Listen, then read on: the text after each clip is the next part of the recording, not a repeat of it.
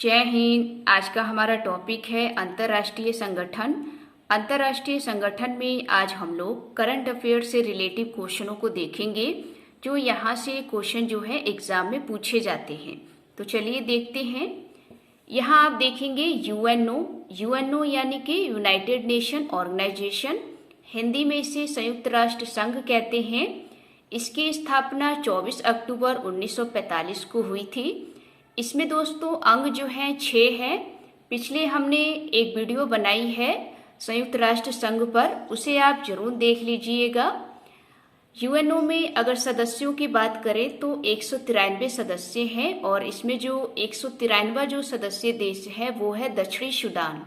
बहुत बार एग्जाम में पूछा जाता है कि यूएनओ में कुल कितने सदस्य देश हैं, तो ध्यान रखेंगे 193, और इसमें नवीनतम जो देश है वो है दक्षिणी सूडान।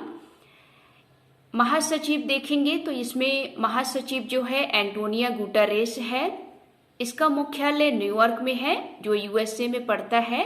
और इसमें दोस्तों जो स्थायी प्रतिनिधि हैं वो रुचिरा कंबोज हैं, भारत की हैं। तो सारी चीजें आपको यहाँ पर ध्यान रखेंगे, करंट अफेयर से रिलेटिव है। यहाँ देखेंगे विश्व बैंक एवं आईएमएफ। विश्व बैंक एवं आईएमएफ का मतलब इंटरनेशनल मॉनेटरी फंड। ये दोनों जो है इनको जुड़वा बहन कहा जाता है।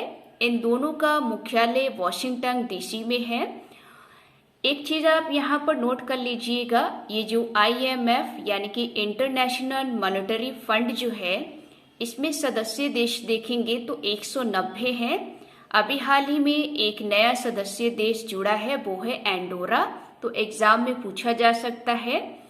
आईएमएफ में अगर मुद्रा की बात करें तो इसकी मुद्रा को एचडीआर कहा जाता है, यानी कि स्पेशल ड्रॉइंग राइट।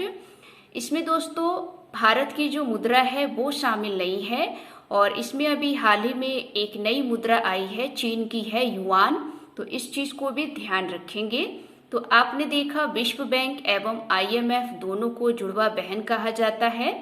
इन दोनों का मुख्यालय एक ही है और वो है वॉशिंगटन डीसी।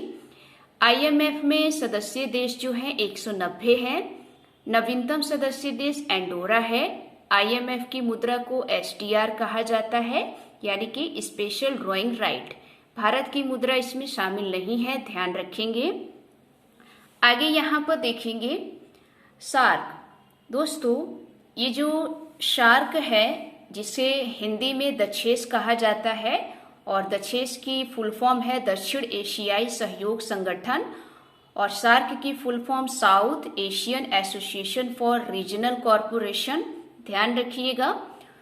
सार्क में अगर आप देखेंगे तो इसे दक्षिण एशियाई देश कहा जाता है, क्योंकि इसमें दक्षिण एशिया के 8 देश जो हैं वो शामिल होते हैं। तो ध्यान रखिएगा, पूछा जा सकता है कि सार्क में कितने देश हैं, तो 8 देश हैं। इसकी स्थापना कब होती है, तो 1985 में ढाका दोस्तों बांग्लादेश की राजधानी है, और इसका मुख्यालय जो है काठमांडू नेपाल में है। यहाँ पर 8 देशों को देख लीजिए। कभी कभी एग्जाम में पूछा जाता है कि सार्क या दक्षेस में कितने देश हैं, तो 8 हैं। कौन कौन से देश हैं इनके नाम भी पता होने चाहिए। दोस्तों ये अपना भारत है। भारत के जो सीमावर्ती देश और समुद्री देश हैं वो सारे देश जो हैं इस सार्क देश में आते हैं। तो नाम आपको पता होने चाहिए। एक तो भारत है, इधर नेपाल, भूटान, बांग्लादेश, श्रीलंका, मालदीव, पाकिस्तान और अफगानिस्तान।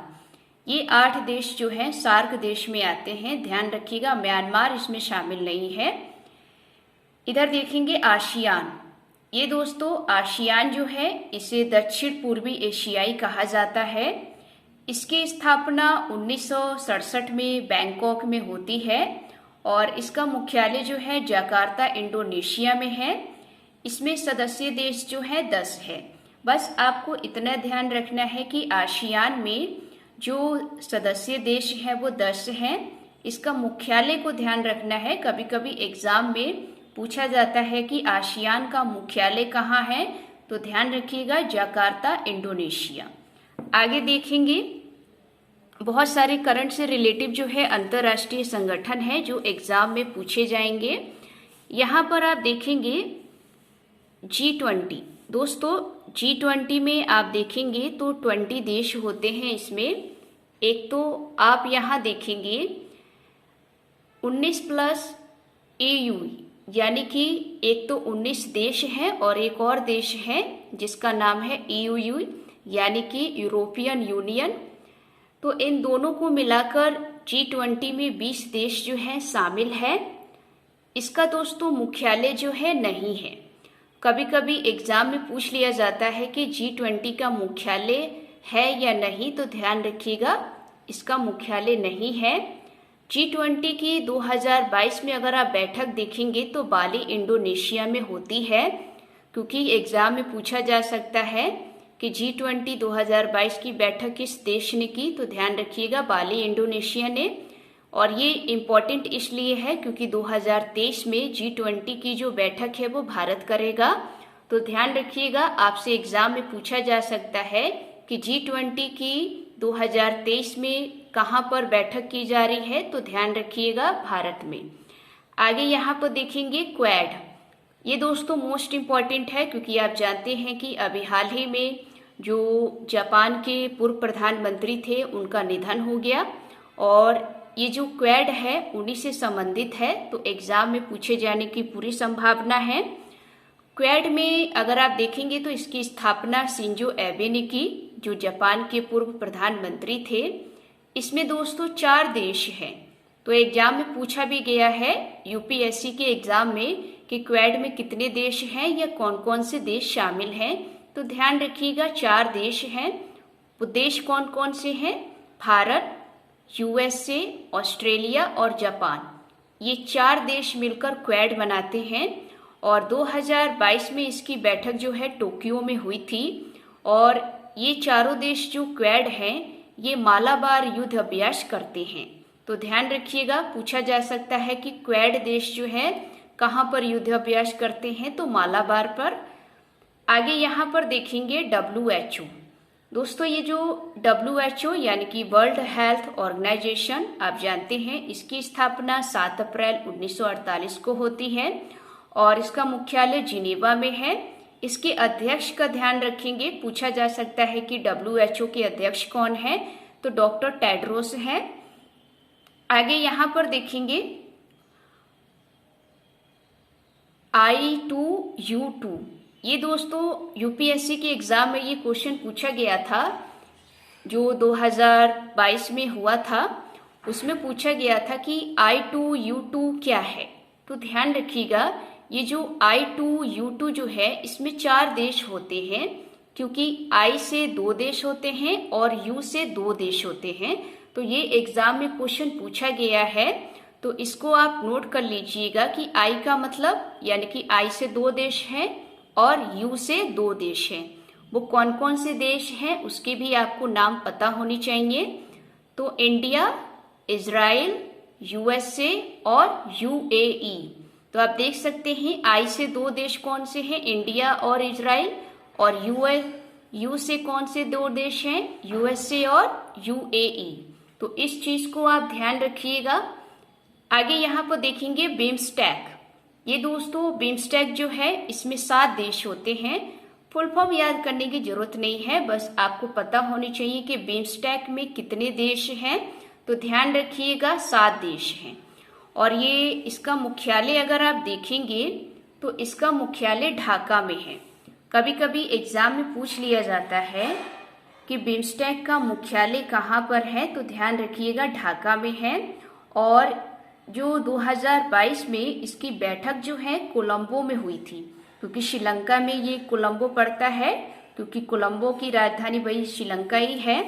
तो आप जानते हैं आपसे एग्जाम में पूछा जा सकता है कि बिम्स्टेक की बैठक 2022 में कहाँ हुई थी, तो कोलंबो में, क्योंकि श्रीलंका की ये राजधानी है। और इसमें 7 देश कौन कौन से हैं इसको भी ध्यान रखेंगे, क्योंकि एग्जाम में पूछा जा सकता है कि इनमें से बिम्स्टेक में कौन सा देश शामिल नहीं है। तो ध्यान रखेंगे भारत है, और भारत के जो पड़ोसी देश हैं वो है, एक दोस्तों भारत का पड़ोसी देश नहीं है, वो है थाईलैंड, लेकिन ये भी दोस्तों बिम्स्टेक में आता है। तो भारत के साथ आप देखेंगे एक तो नेपाल है, भूटान, म्यांमार, थाईलैंड, बांग्लादेश और श्रीलंका। ये 7 देश जो हैं बिम्स्टेक में आते हैं, जो एग्जाम में पूछा जाएगा, इसको ध्यान रख लीजिएगा। इधर आप देखेंगे नाटो।